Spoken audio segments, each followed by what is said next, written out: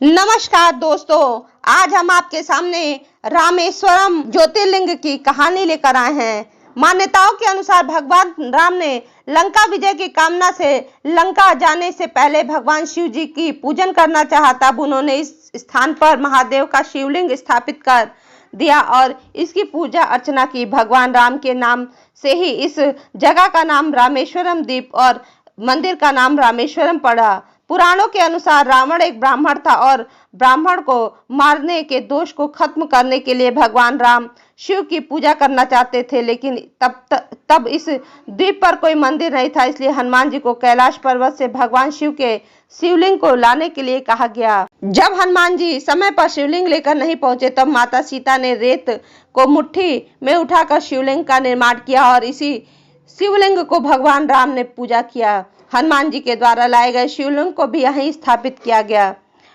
रामेश्वरम मंदिर के बारे में रोमांचक तथ्य जानते हैं।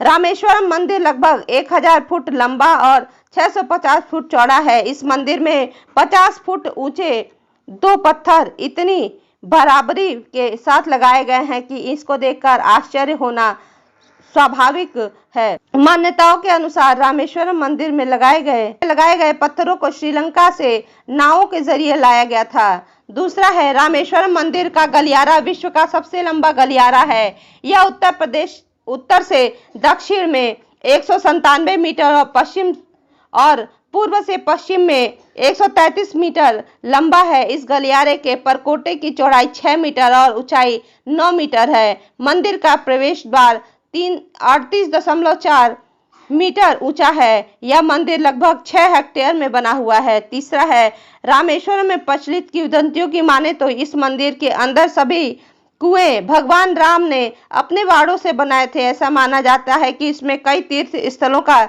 जल मिलाया गया था। चौथा आश्चर्यजनक तथ्य यह है कि भगवान राम ने ब्रह्म हत्या के दोष से मुक्ति पाने के लिए यहाँ शिवलिंग की स्थापना कर उसकी पूजा की। इसलिए माना जाता है कि इस ज्योतिर्लिंग की विधि विधान से पूजा करने से ब्रह्म हत्या जैसे पापों से मुक्ति मिलती है।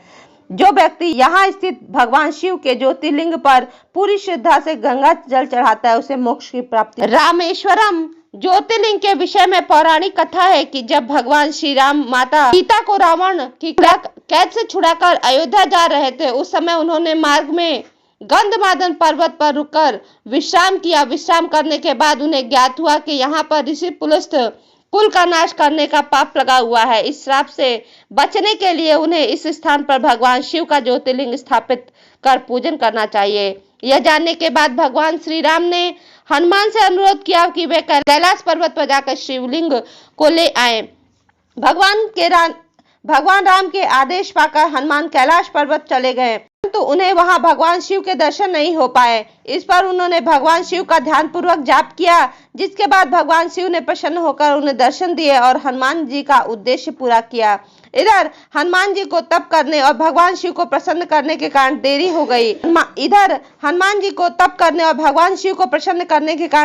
गई और उधर भगवान राम और सीता शिवलिंग की स्थापना का शुभ मुहूर्त के लिए प्रतीक्षा करते रहे। शुभ मुहूर्त निकल जाने के डर से देवी जानकी ने विधिवत बालू का ही लिंग बनाकर उसकी स्थापना की। शिवलिंग की स्थापना होने के कुछ ही पलों बाद हनुमान जी शंकर जी से लिंग लेकर पहुंचे तो उन्हें दुख और आश्चर्य दोनों हुआ। हनुमान जी जिद करने लगे कि उनके द्वारा लाए गए शिवलिंग को ही स्थापित किया जाए। इस पर भगवान राम ने कहा कि तुम पहले से स्थापित बालू का शिवलिंग पहले हटा दो, उसके बाद तुम्हारे द्वारा लाए गए शिवलिंग को स्थापित कर दिया जाएगा। हनुमान जी ने अपना पूरा सामर्थ्य से शिवलिंग को हटाने का प्रयास किया, परंतु वे असफल रहे।